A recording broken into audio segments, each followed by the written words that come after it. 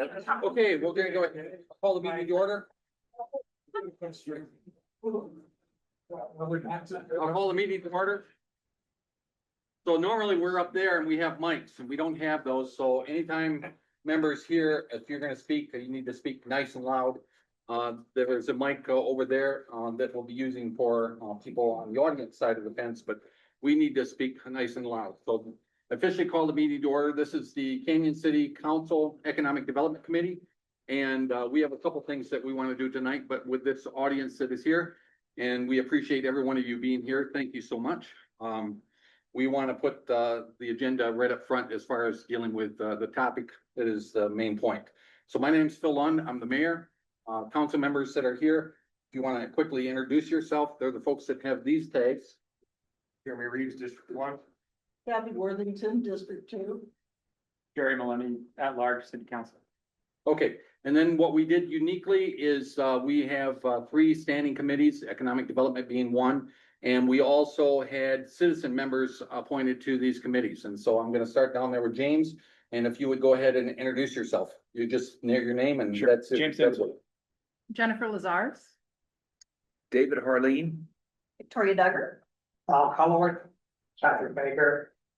Okay, very good. So that is where we're at. Kathy Olsher's down here, who's the building official for the city. And Ryan's not here. Is anyone? What's that?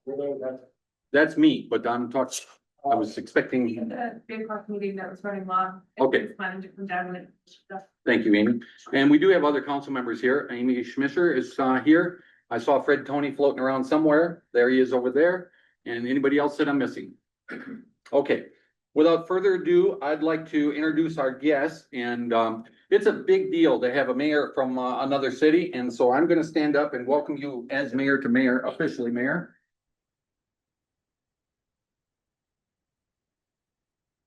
Does have certain things for Canyon City. So again, thank you so much for coming. You are on, and Mark, I'll let you introduce Mark from the building official over at Southern Colorado Building Department when you get there. Thank you, Mayor. You're on. Okay, I think this is working. So, good afternoon, everybody. Economic Development Committee. That's really cool and really exciting. I was saying, what a great turnout. We can't even get this kind of turnout in our own community. So, thank you all for being here today to listen to our presentation. Thank you, Mayor Lund, for inviting us, and council members who have come to visit our building department in the city of Pueblo. We've given several tours so you can see firsthand the operations of Southern Colorado Building Department. I'm joined tonight by my colleague Andrew Hayes, who is our Director of Public Works, and he's also working on economic development through my office, and our Chief Building Officer, Mark Guerrero. So Mark is going to go start the presentation tonight, and then we'll be happy to answer questions. But again, thank you for having us. I think that this could be a really great partnership for Canyon City and the city of Pueblo and the town of Boone. Moving forward, we are always looking for new partners to join our IGA in an effort to make development less stagnant. And to try to streamline development in our community, permitting in our community, and revenues in our community. So I'll turn it over to Mark Guerrero. And Mark, before you start, I do want to say one thing on the agenda. So what, if I hadn't said this before, the committee will get a chance to ask questions first, and they do that, but I am going to give the citizens a chance to do that as well. What I would like to do, just to keep it orderly, is if you do want to have a question or a statement, you're going to get the mic, and I would ask you to come on up to the podium and speak. So if there's a line, that'll be fine too. But the audience will in fact get a chance to voice what they would like to voice as well. So be thinking about that. With that, Mark Guerrero, thank you for coming. Well, thank you for having us, Mayor Lund, City Council, and the Economic Development Committee. And thank you for this opportunity to address your community and kind of show you what our system's all about as far as the building department. So let's go to the first slide. We're what you call, we have an intergovernmental agreement between the city of Pueblo and the town of Boone. And the reason we do that is because we're pooling our systems together. So we're not having several building departments, we're just having the one. we're gonna show you how that works, what their new jurisdiction boundaries are, what our mission statement is. We're gonna show you what our staff looks like, our new website, and then probably take some questions. So, why a building department should be separate from the city? What are the advantages?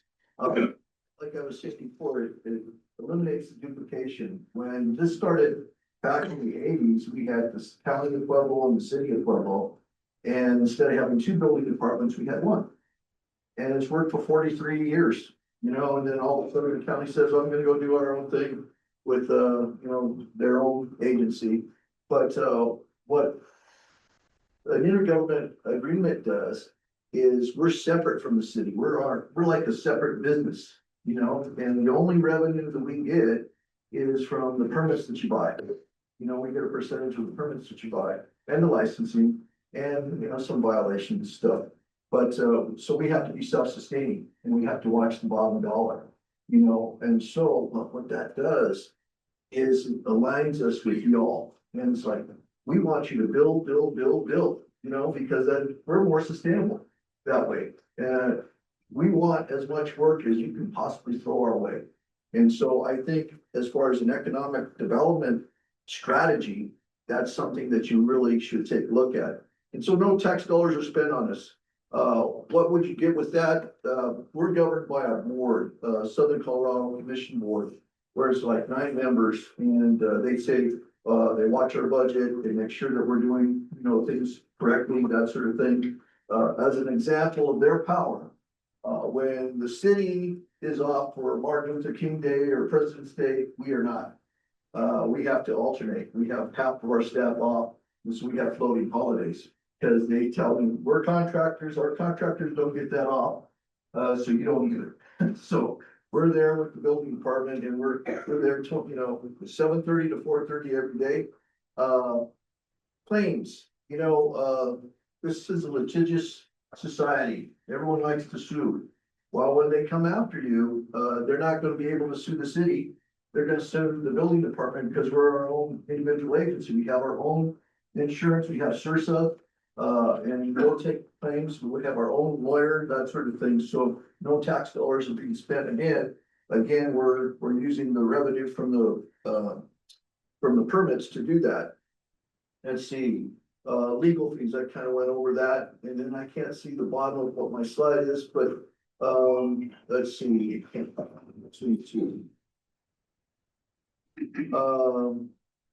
Let's see, so, yeah, let's go to the next one, so.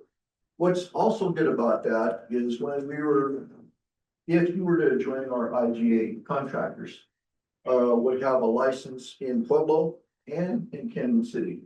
So you're licensed and in Boone and maybe Rockville too. We're gonna hope for Rockville. And so that's something, we're very consistent. We're working as teams.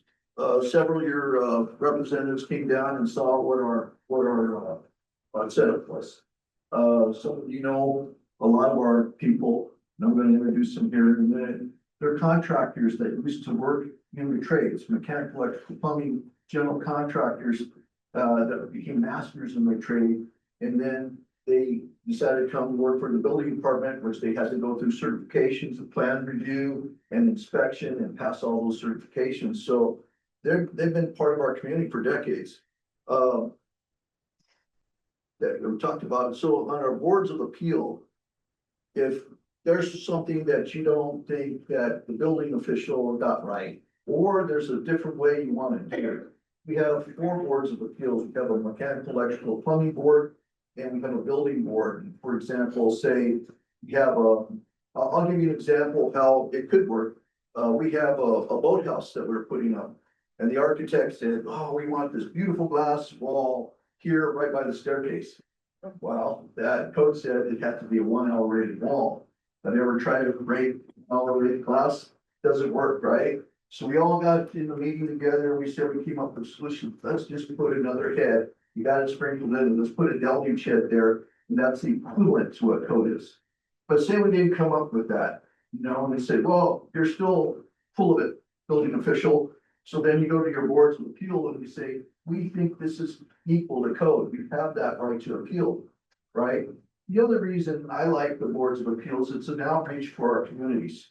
So on those boards, we have engineers and journeymen and contractors. We have a mechanical community, we have electrical community, we have a plumbing community in our board and architectural community. So it's a way of reaching out to our community and keeping in touch with them.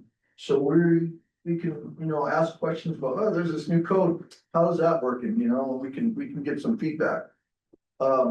What's nice about it is there's this thing called ISO ratings. Building code effectiveness credit rating.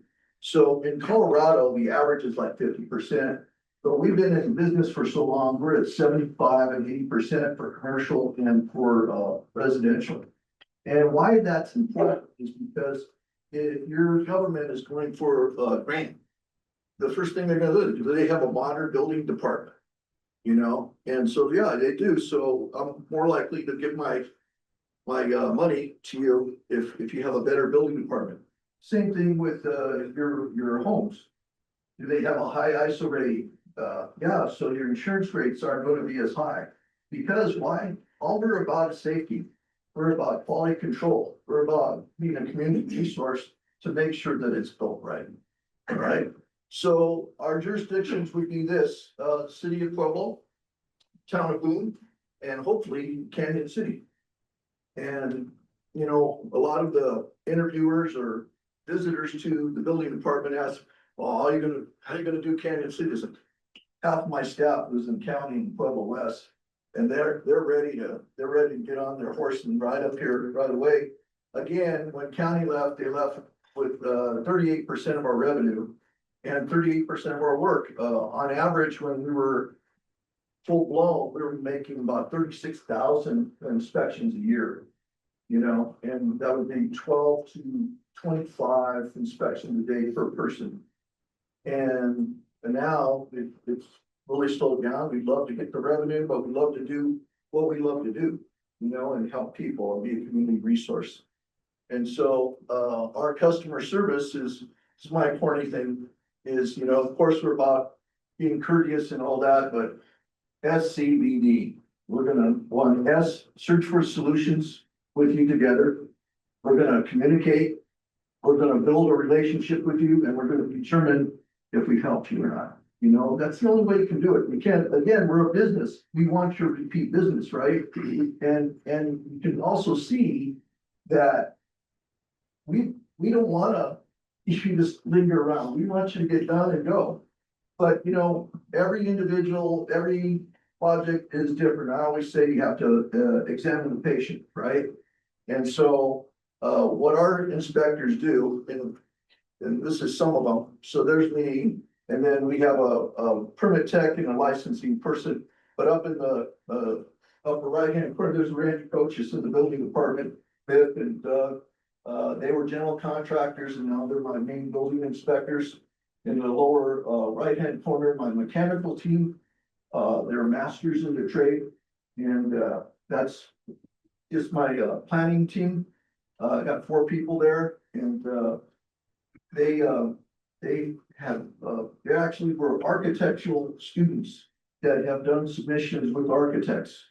And so they've been customers like myself. I'm a licensed architect. So I've been through many different building departments and created drawings with engineers and so forth. And so I know what it's like to go through. And then here's my electricians and my plumbers. What's really unique about Southern Colorado Building Department is my plan reviewers are my inspectors. What I used to get annoyed at as a corporate architect is I get the plan review and then an inspector would have a different idea than what the plan reviewer had, and so we had to stop and figure out what that was. My plan reviewers are my inspectors, and so we're going to determine what we want to inspect when we get out there is, so there's some consistency in what we're doing. Me, myself, I was born and raised in Pueblo, Colorado. I always wanted to be an architect. I went away and I worked at a lot of different agencies because there wasn't any jobs in Pueblo. So I've worked as a corporate architect all around the country, doing Tom Shane, the Shane Company, diamond stores. But then I got on to Denver Public Schools and did schools. City and County of Denver, I was their senior architect and I did lots of projects for them. I worked with Front Range Community College, CSU Pueblo, and Anschutz Medical Campus as the executive director. And then I came back to my hometown of Pueblo. My parents are 88 years old, they're gonna be 89 this year. It's a treat for me to come back and get back to my community to sit and watch football with my dad, you know, and also serve my community and work with great people like the mayor and Andrew here. So we're rebranding ourselves. The Southern Colorado Building Department have a new website. We've got to modernize. We've got to go with the flow. We got to keep current. You know, we're trying to do our best. It's not perfect. You know how that journey is. But the journey, it's not the destination, right? And so we need everyone's input on how we can be better. We're open to that. We're about customer service. And my last slide here, Mayor, is our city council voted for a 7-0. And then the mayor will find out how hard it is to get a 7-0 vote every now and then, but that's who we are. And we're just your local neighborhood building department, but we're ready to serve you. Well, one of the things I want to tell, so that here see a lot of contractors, if you call between 7:30 and 8:30 in the morning, we're out there the same day inspecting. After 8:30, it's the next day. So our plan reviews, commercial when it's big, it's about a 10-day turnaround. We asked for 5 days on residential, but it's averaging out to 2.5 days, and that's when we're at a pretty good clip. We probably could do it faster now. So that's all I have to show you, and I'm open to all questions. Okay, as mentioned, we'll go first with the folks up here on the committee. So I've asked him a few questions in the past, and I'm gonna turn it over to anyone else who has some questions at this point. So anyone questions? I'll ask one. Okay, go ahead, Kathy. Who determines the cost of the permits? You do. So it's by ordinance, and I don't want to be flippant about it, but I mean, we haven't touched our permits costs since 2016. We're doing a market analysis now. We're finding out we're low. I did a little quick deal with the mayors to show our kind of our comparison to Canyon City. And I know you do electrical and plumbing as the state, you know, so I'll pick on that. So for example, in Pueblo, Colorado, put an electrical service is $55.13. The state charges $146. Okay. Another thing with us is that you have done state plumbing and electrical. They're coming out twice a week, that sort of thing. We're out there the same day. We also do plan review for electrical and plumbing. So me as an architect, that's my Bible. You know, we try to get it resolved in on paper first before you're out there in the plan and all that. And then we have to do a U-turn and all that. So did I answer your question? Yes, sir. Yeah. Yes. I have like 4 questions. Okay, my first question is this. I love that you painted the picture of the collaboration, but one of the things that is important to me, and I know a lot of the members of our community, is having a voice. And you mentioned you have not only your 9-member board, but that you have the 4 mechanical, electrical, plumbing, and building committees, boards. How would, if Canyon City were to go this way, how would we be incorporated into that review process? We would love for participation, absolutely. You know, we're always rotating those memberships up. So I can tell you that there's currently 9 board members, so it's 1 city council member, 5 members that I appoint, community members, contractors, realtors, bankers, what have you. We had 27 different applicants that applied for my 5 seats. And then the town of Boone also has 3 board members, so their council chose, and then our city council just ratifies the board as a whole. The Board of Appeals are going on right now, so I appoint all boards and commissions within the city of Pueblo. I'm not sure how it works up here.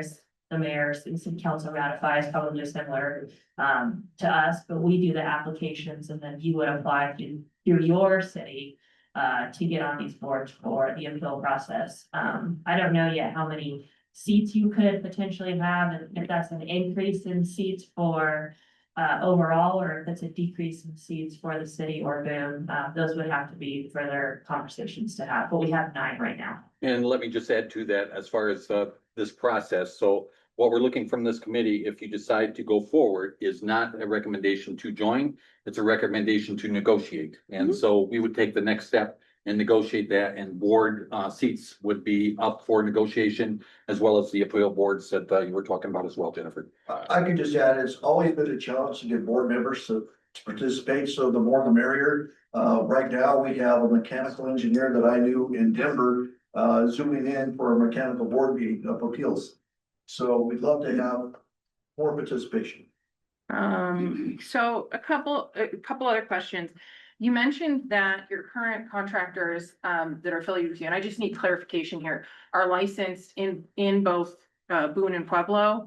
Would that mean that somebody has to be licensed if they're coming to you seeking review in all 3? Or can they just be licensed here in Canyon City as somebody seeking a review? Yes. Okay, that's why I was like, let me get that clarification as to like, who's reviewing versus who's Here's reviewing. how it works. You buy one license and it's good for all 3 places. Okay, But you have to be licensed because that's part of our quality control, and it actually protects our licensed contractors too, right? We don't want some flipper going out and doing stuff. Our quality control is you're a licensed contractor, you're allowed to buy a permit, we're gonna send you out there. I've had people in my office for years say, I thought he was a licensed contractor, I thought he got the permit, well, that's why we do it, so. okay, last question. You have 2 more. Okay, I'll ponder it. So currently the process here, we've got, if somebody is building something and they're looking to, you were discussing the wall scenario. Yeah. There's a lot of conditions in which people might want some sort of variance or anything like that. And in our process, it's the Board of Adjustment, and then there's a whole conditional use thing. Is that something that would be evaluated through the negotiations process, or is that, do you understand our process right now with those kinds of Board of Adjustment when it comes to either? Yeah, it's pretty Use permit, universal. Like I said, I was an architect, and one of the things I would do as a licensed architect is I would go to the municipality first to learn what their system is. I would make sure I do my drawings and I got them through plan review, and then I'd send those drawings out to bid because they were less likely to have change orders because they had a good quality control. To answer your question on 2 levels, again, I saw in your economic development, the horizontal approvers, wastewater, stormwater, public works and all that, they have variances. Code really doesn't have variances. It's just different ways to comply with code. I tell, my clients, listen, I'm gonna try to get you off of parole versus like in prison. And so we're gonna call it a coffee bar. We're not gonna call it a kitchen in an office. So there's clever little tricks that we can do. And, the deluge sprinkler system was one of the things that we could do. There's also existing buildings that we're very prevalent on that we can bring into the conversation. But I saw in your committee, and I'm very happy about that, is we have pre-submittal conferences. Pre-application conferences where come in, throw your plans on the table, let's see what they're like. And then we will tell you all the possible pitfalls and mindfalls that you're gonna look at, that building's too close to the property line. If you move it a couple of feet out, you don't have to hour rate the wall or something like that. So we'd like to get ahead of the game versus at the end of the game, they have to make a U-turn and correct everything. I'm going to temporarily cede my last question. All right? David, Mark, Yes, David. you have the capacity to do 36,000 permits. Yes, sir. Or inspections, I guess. Yes, is sir. What it says. Yeah, if you keep growing, you still gonna be able to handle that, grow to Canyon City, and you wanna grow other places too. Do you have the ability to handle that? We And will make it happen, yeah, absolutely. Right now, we can take all the work you can throw our way. And as we go through and with our permission and our guidance of our board, we're gonna adjust like any business model will. Like if we were McDonald's and all of a sudden I need 5 more McDonald's, we're gonna figure that out. Which kind of, fall into a different category. As Southern Colorado Building Department, where we have a Canyon City and maybe a a Huerfano and a Pueblo and a Boone, then we start having a bigger voice in southern Colorado where I feel we're getting kind of picked on by the people up north as far as code, you know? And maybe as a coalition, we're stronger together, you know? So that's kind of a side thing that I thought about just recently. This One other question. So the Board of Appeals, you got 4 different boards there. Can you kind of take us through a short process of how that works and how long it takes? It doesn't take hardly anything at all. What we'd like to have happen is, if you have a conflict, come and work it out. See, it doesn't have to go up to the board. That's the first, line of defense. What can we talk about? What can we do? Now, recently, I'll give you an example. We had our mechanical board of appeals where in Colorado Springs, if you're just changing out an air conditioner or a furnace, they make you get both an electrical permit and a mechanical permit, you know? And so what we found through that request from that Board of Appeals was that was being costly to them, you know? And so we researched and we found that in certain situations, existing buildings code helps us out in that deal where they can, if they were gonna do X, Y, Z, then they can. So we developed a policy together as a community as to how we wanted to show up in Pueblo, Colorado.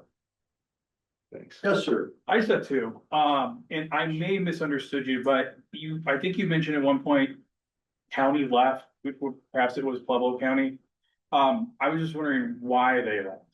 Yep, that's been the question on all of our minds, but my personal, and this is Mark Guerrero's deal, is it was a money grab. Mhm. You know, previously, before I even got to, and actually had my 3-year anniversary of building a building official last Friday. Before I got there, they had come in and taken $1 million out of our reserves to do remodel of the Wells Fargo building they just purchased. Right? In the settlement, we got 500K of that back because the city can no longer use that. And then just recently, they're putting everyone on furloughs and they're $10 million in the hole. That's my take on it. Sure. And then the last one is hypothetically, everything's good, we vote, everything's cool. What's the time to transition or onboarding time look like for something like this to move over? As fast as you guys want to make it happen, you Sure, know, or slow. sure. We'd like to do it this year. Go ahead, Mayor. I just want to add that, you know, as far as the county, because I was part of that, the settlement and the transition. It was really dropped on the city very last minute, so they had to notify the city by July 1st. They maybe told us 3 weeks in advance, this is something that they were considering. They felt that it was beneficial to them to have a one-stop shop. Horizontal and vertical building department within their own community. There's 3 county commissioners who oversee the county. For the city, that would be very difficult because we have a strong merit form of government. And I can only imagine that my phone would be ringing off the hook if the building department came into the city and I was the sole decision maker, because all the employees work at will of the mayor in our city. And so I think that they wanted to have that oversight and they didn't want to have that third party protection like the city has with the building department. It's nice to just have 24 employees to allow economic development to continue and make those decisions and not be employees of the city. To where maybe somebody's calling and saying, hurry my permit along, or I don't want a permit, or, you know, what are you gonna do about this? It's nice to have that outside entity. Professional. The professionalism, yeah, the county wanted to have that oversight, within, their horizontal and their vertical and part of their Pueblo means business. They wanted a one-stop shop. That vote was 2-1. It was too. It was not unanimous. It was not unanimous. There was a lot of, as quickly as it happened, so it was 6 months, transition, and settlement. The city ended up, paying them $2.4 million, out of regional's reserves. And so it was very quickly done.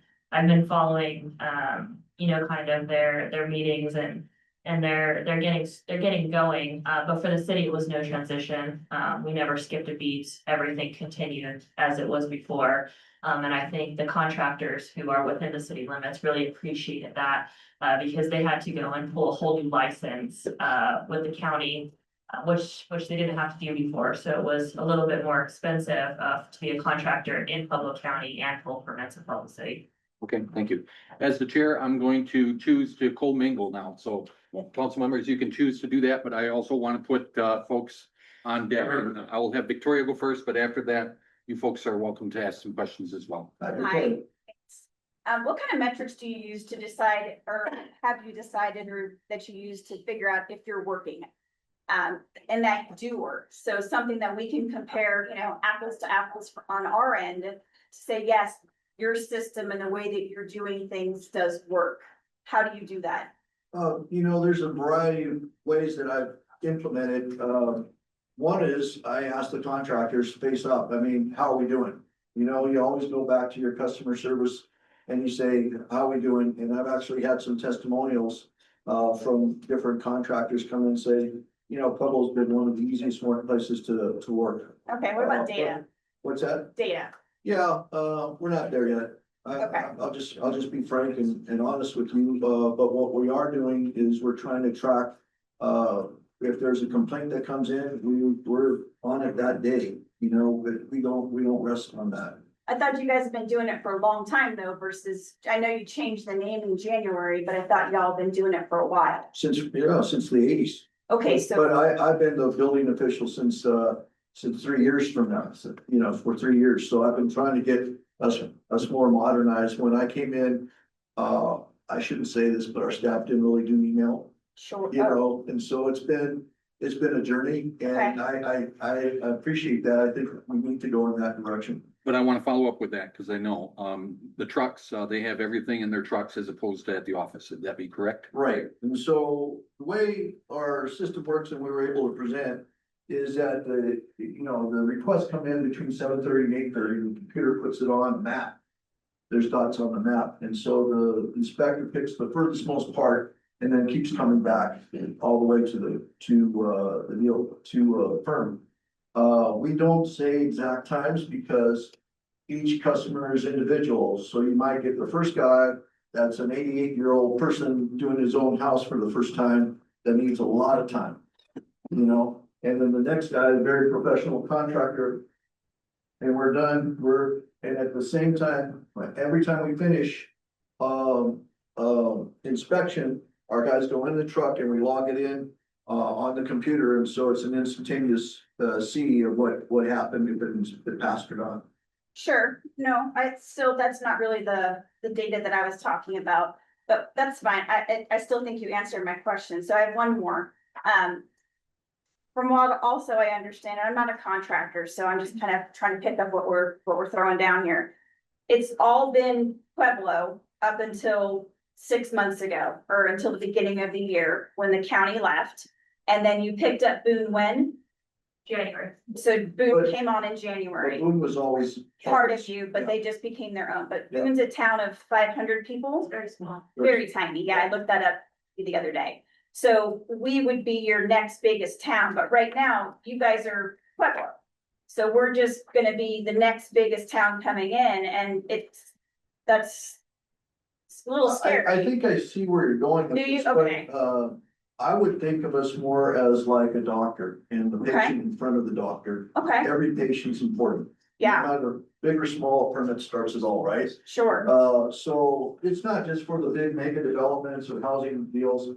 It's for that grandma that wants to remodel her bathroom because she can't get in the tub anymore, and so she wants to take the tub out and put a shower in there and all of that. It's for that business owner that wants to braid hair and just needs one sink in her mudroom in order to do it, And what I think Pueblo brings to you is the 20 people that have the time and capacity to have the patience to do that. What I found, we shouldn't be doing it, but what I found on the back of our permit cards is our plumbers diagramming out to the homeowners how they need to piece the plumbing together before they glue it.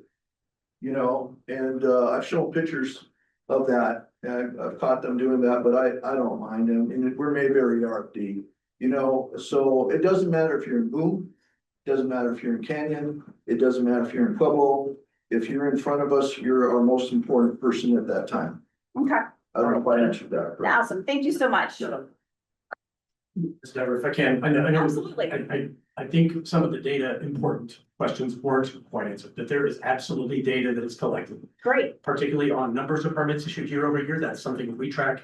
So I share your concerns. great. So we want to know those kinds of performance metrics. In addition, I've been with the city of Pueblo for 5 years. Mark's been about a little over 3, right? Yeah. And in that time, there's been a lot of focus on trying to improve performance metrics in terms of permitting processing time, response time.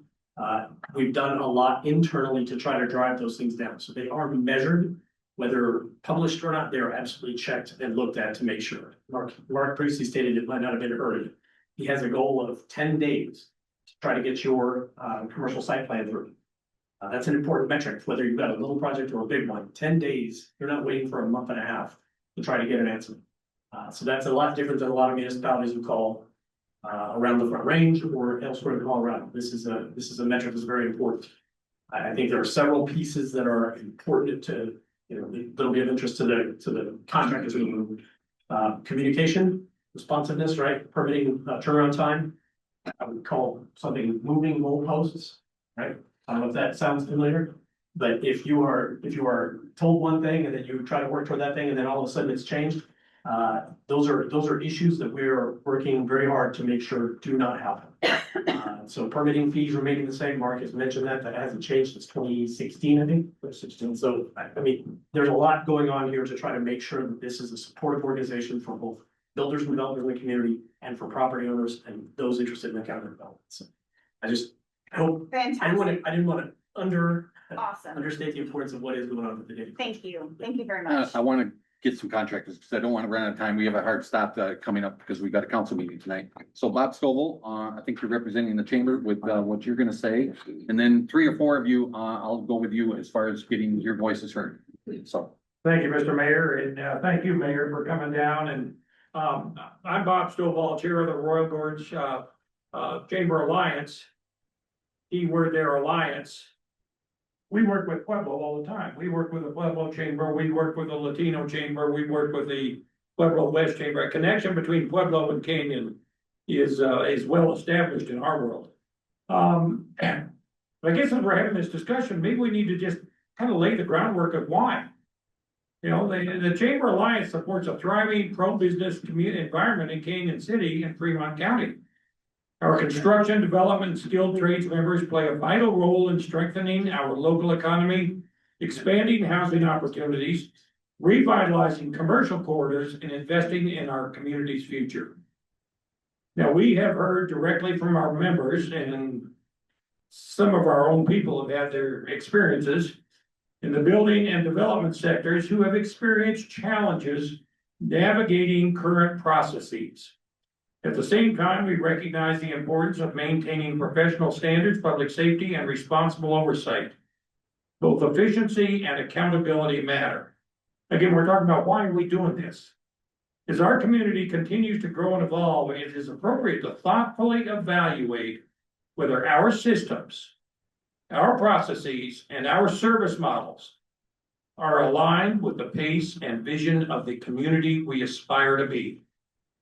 The Royal Gorge Chamber Alliance does not advocate for any single outcome at this stage. We get along with you guys, are we going to do business with you? That's a whole other thing.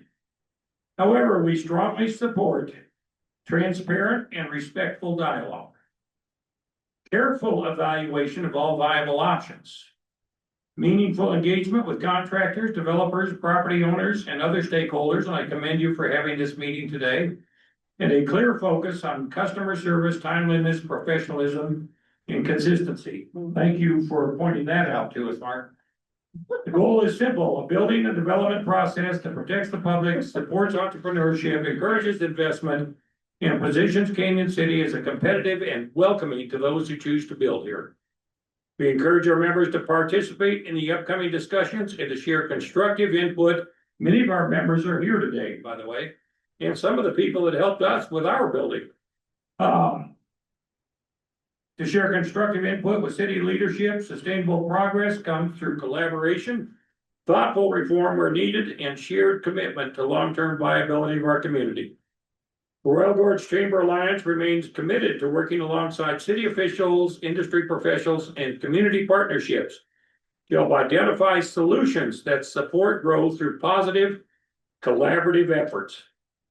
Together, we can ensure that Canyon City continues to move forward in a way that serves businesses, residents, and future generations alike.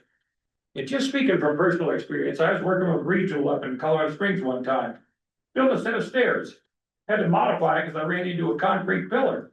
The inspector helped me modify it successfully. That's the kind of collaboration that you need. Thank you very much. I hope we have successful discussions here because I think this is very important to our future. Thank you. Others? Any contractors? Yes. You gotta come up here, brother. And grab that mic from okay, it's on the table. Okay, thank you.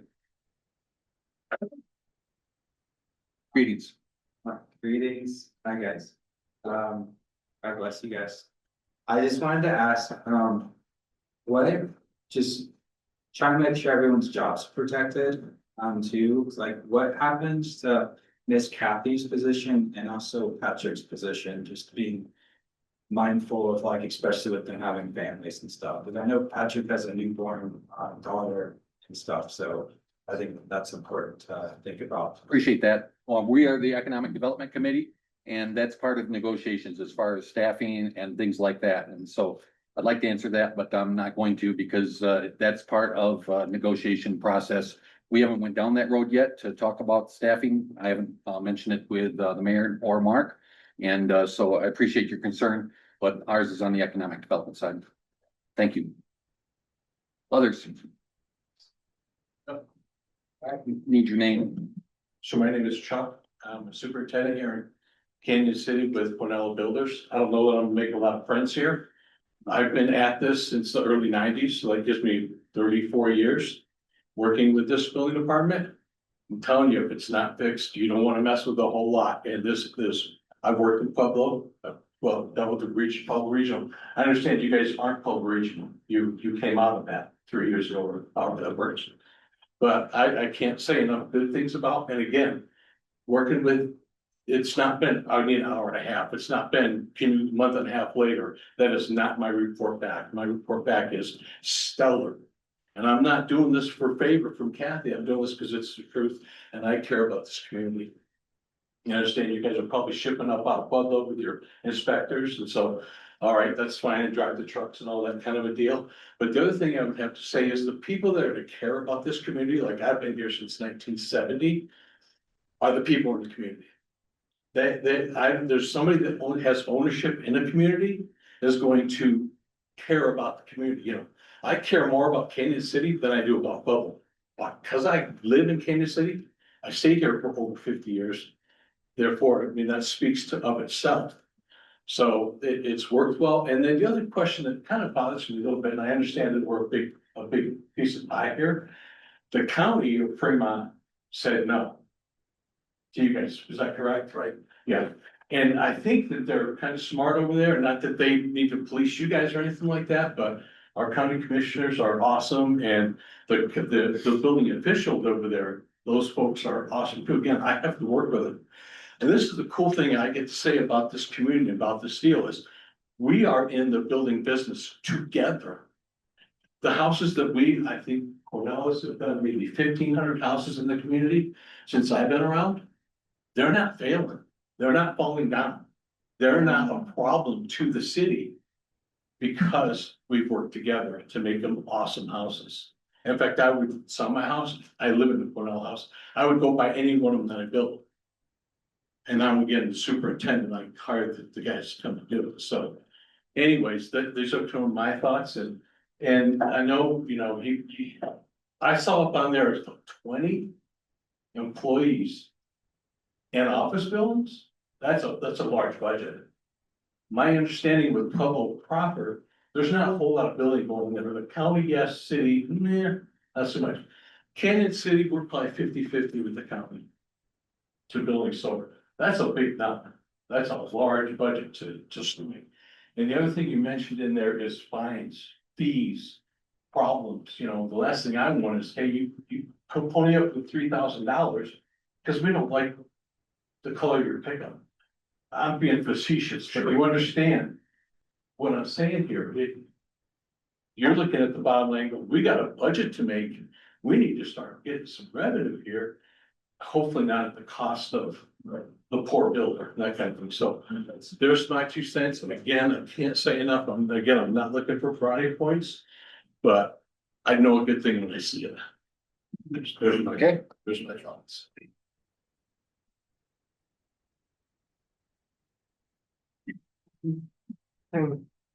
Craig Addington, I'm a builder here in town, remodeler. I worked with Kathy for years before that, Craig, and I just want, she's done a great job for me as far as response and stuff like that. I've talked with Fremont County, I've talked to Florence, they're both said no to it.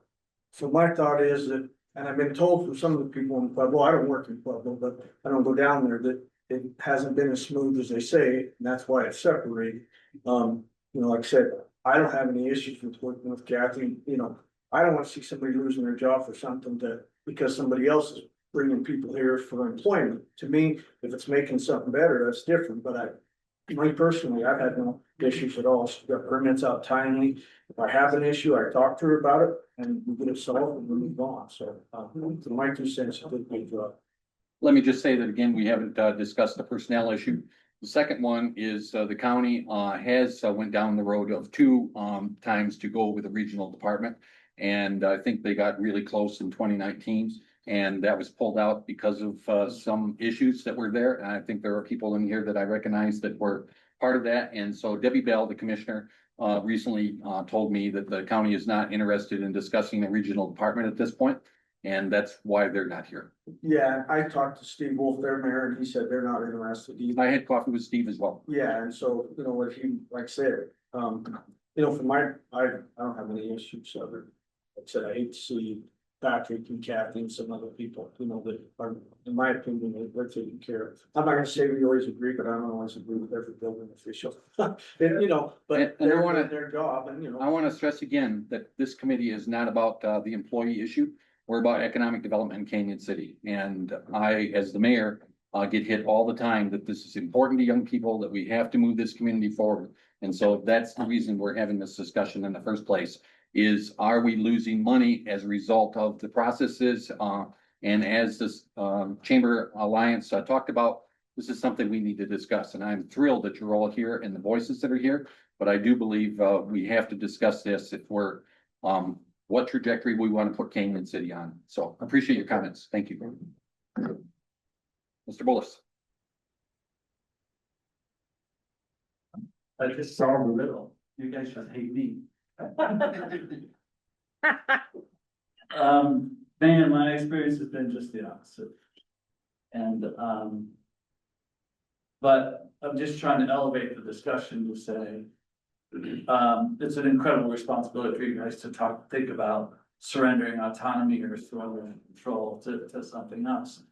But on the other hand, I can only say from my perspective, you know, I'm developing in Grand Lake now. I'm looking at Trinidad now. Because I don't think the environment here, at least for historic ministry, is something that it's actually untenable for me. It's funny because I think it's not about the people, it's about the process. And it's about the culture. And really the culture is one of regulation, not accommodation. And so when you're dealing with historic buildings, I need people to talk to us and say, hey, what about this? Or I need state inspectors to be timely and help us navigate. So when I look through this list that Phil put together, like our plan review was terrible.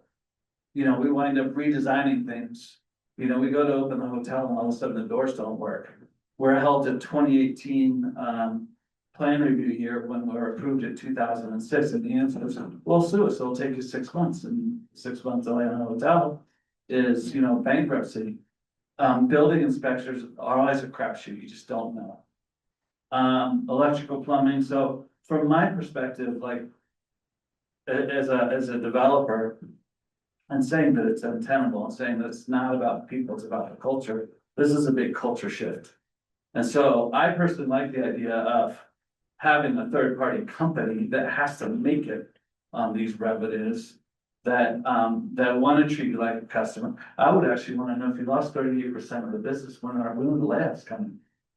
And will the layoffs impact the city, like, so I would say enter the negotiations and ask the hard questions and then figure it out from there. But as a commercial developer, I've stopped on Scholastica, you know, we've talked about that a lot. I can't, it's up for sale because I can't, like, there's not enough clarity and not enough roadway to know that we'll make it through the process.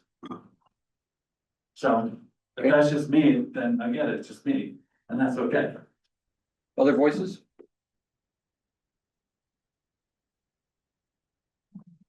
Zach Reynolds, I'm a former commercial builder in the community, third generation. Built here in Canyon commercially quite a bit and in Pueblo as well. And so I think two things. One, there's a difference in code that always costs money. How would you guys address that? And that would be obviously through your input as well. But two, regardless of how it happened, I think we have an image and a reputation problem with our building department here. So how would you guys work to improve that, to make the change worth doing? Great question. We have the same issues in Pueblo, Colorado, you know, about image and building departments, right? We've tried to rebrand ourselves, but I think it's all about people and connections. And so we're members of the Pueblo Home Builders Association, the General Contractors Association, the Realtors Association, Latino Chamber of Commerce. It's a all community and reaching out to the community and seeing what they have to say and responding to them. And so as far as code is concerned, that's just like permit fees. Whatever your council has passed, that's the code that we're going to enforce. Eventually, it'd be nice that we're all on maybe the 27 code. You know, Colorado Springs, Southern Colorado, all of us. That's an ideal, you know, but what our guys are good enough that they can enforce any code that we lived every code, you know. I was, you know, back in 1988, that's my first code book, you know. So we can adjust to that. As far as a business model, yeah, we're gonna have to adjust to whatever our revenue is.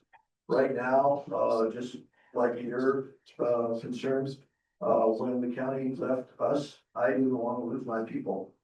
And I said, listen, this budget, this 26-year budget, I want to fund all of our people in 26, see how it goes. We might get revenue, we might not get revenue, but none of this was their fault, right?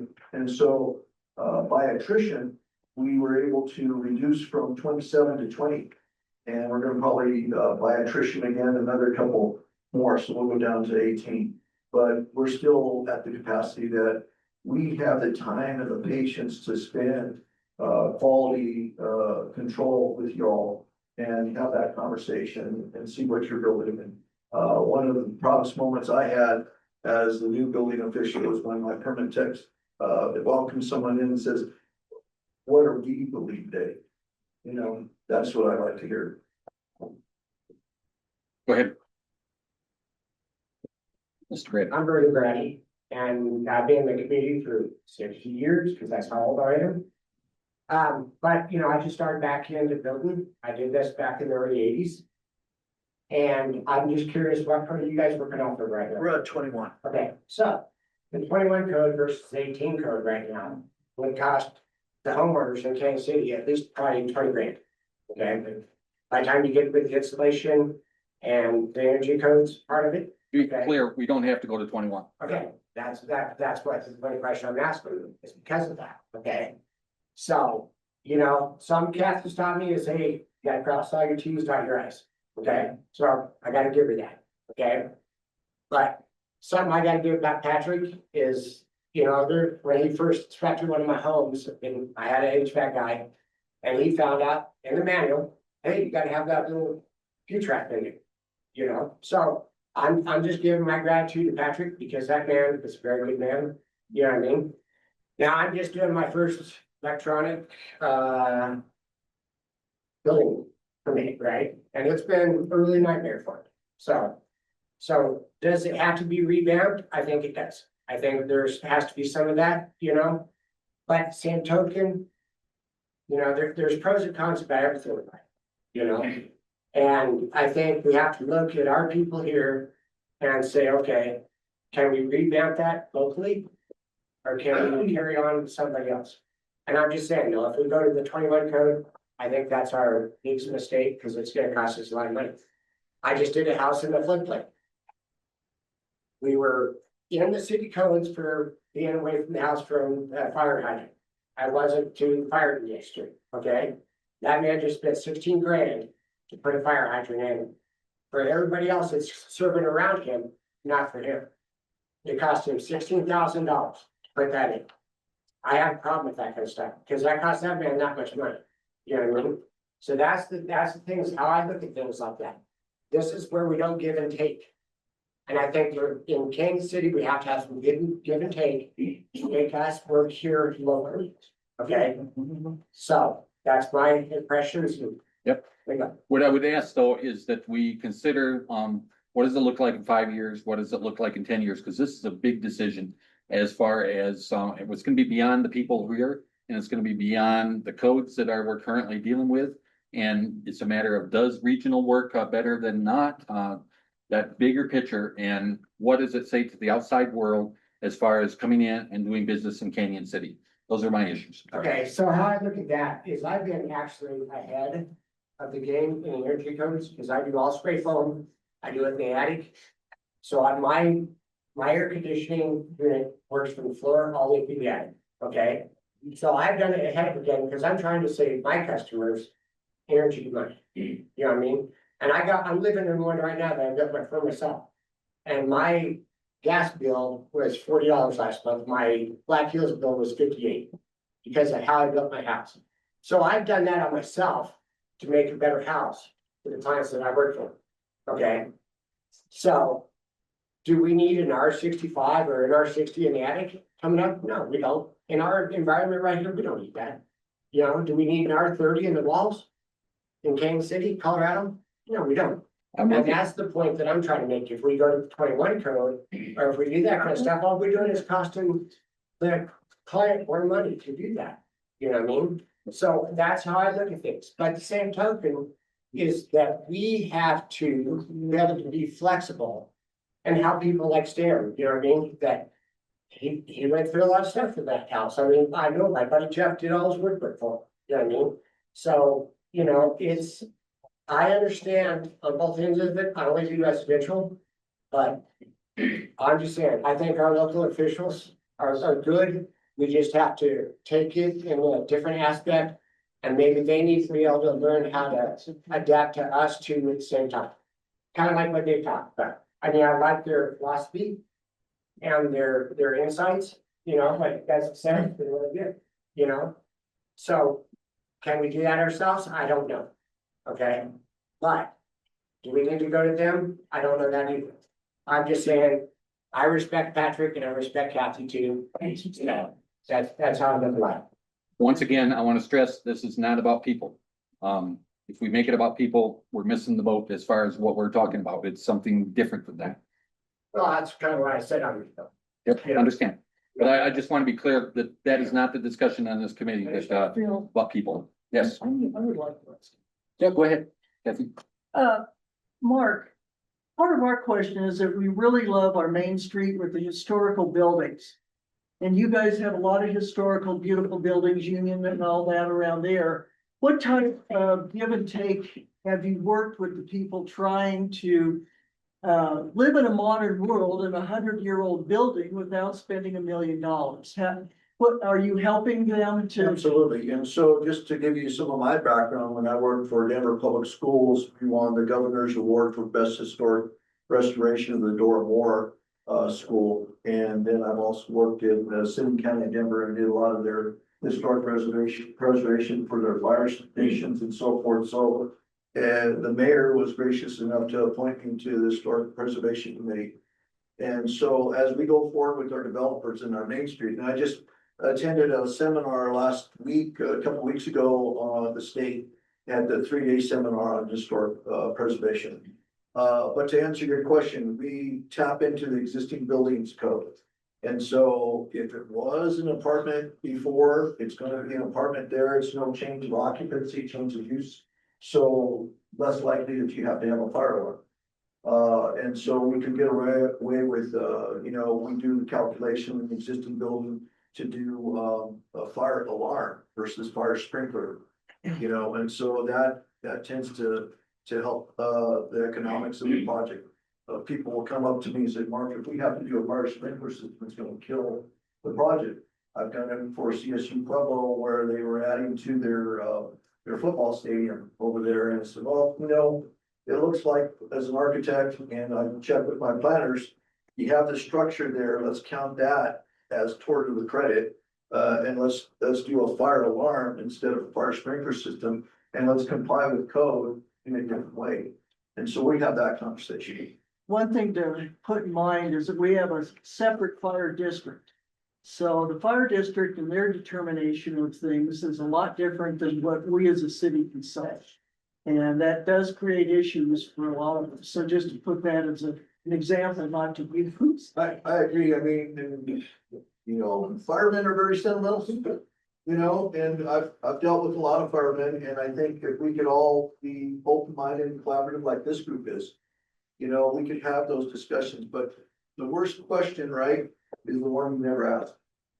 And so you have to have the right questions, you have to have the experience of being there before. So I have a passion about my home of Bessemer in Pueblo, Colorado, that the mayor's doing a build back Bessemer deal. So I'm very excited about that. I hope I get to participate. But we're developing Main Street down there with some prominent developers. We've walked many buildings with them and said, if you do this or that, you can stay out of code that way. So we just give them their options, but we at least have the time and the capacity to have the conversation.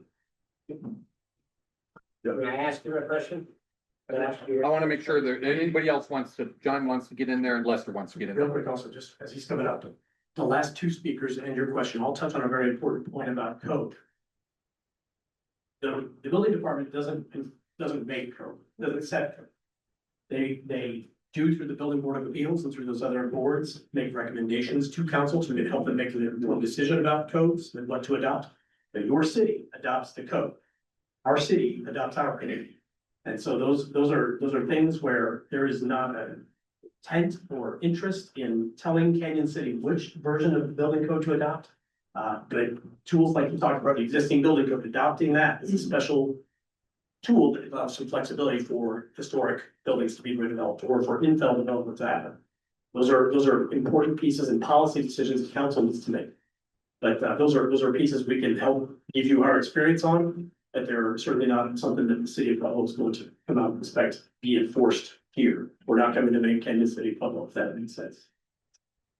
So John and then Lester, and then we need to kind of wrap up just because of timing, so. Yeah, I'm John Hamrick. I'm a recovering city council person in Maryville County.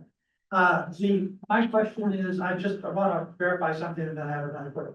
That there are no fees with the IGA, is that correct? The Correct. IGA is Yeah. not a funding mechanism for the group. It takes the building department off your budget line totally.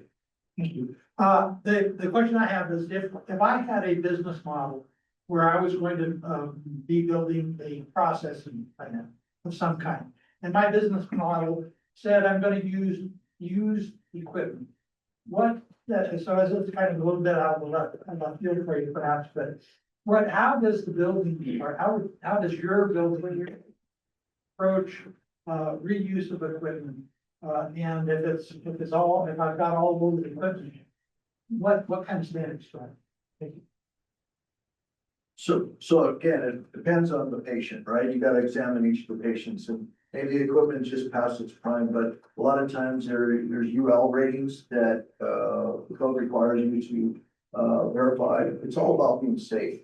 If there's somehow we can get some documentation from the manufacturer that this is the right thing to use. In fact, a lot of international mechanical code is refer to manufacturer specifications, right? So there you go. And then just another thing on code. our home builders have the same concern as yours is, and we adopted 21 code prior to July 1st of 2023. 2023, and that exempted us from adopting the rate energy code. And so we've actually amended our 2021 energy code down to back to 2018. So if you do a res check and a com check, you can use res check or com check in 2018. So we have passionate contractors that I try to listen to, and they teach me of what we need to do, but all of us together, we're gonna have to eventually adopt code that is not 2015 or 2018, it's gonna be the modern code, right? And we gotta figure out what that looks like. Lester?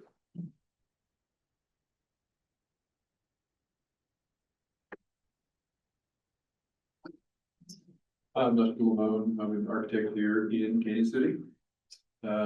My company's P3 and I'm on Main Street, working with Library. So I want to address this commission. I don't have any questions for you. I agreed to come over and visit with you the other day.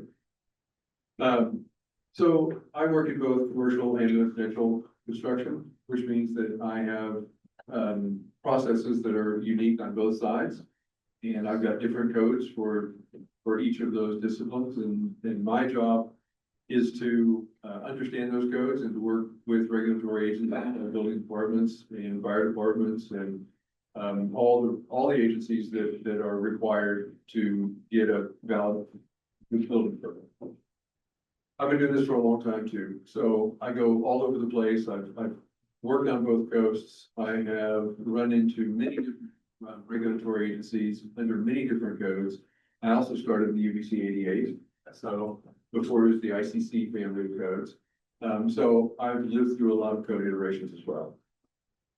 What I would suggest to you is, I agree with what Stan said earlier, and that is autonomy, I think, is the most important thing in any municipality. Absolute.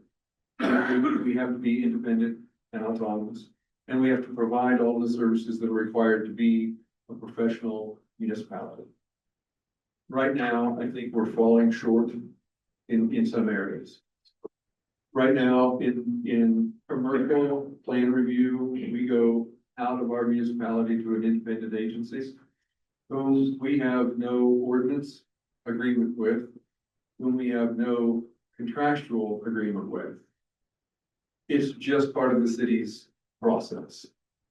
So I design, I've got to go to the third party.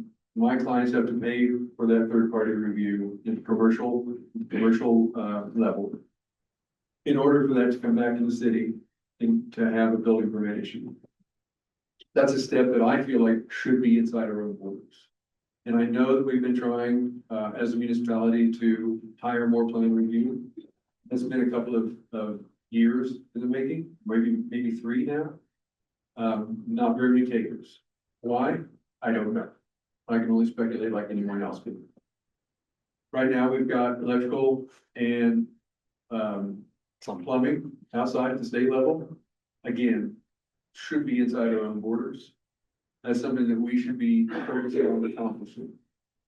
If we cannot get those things accomplished, then we need to have a process that is comprehensive, complete, and is predictable. We have to have a predictable process.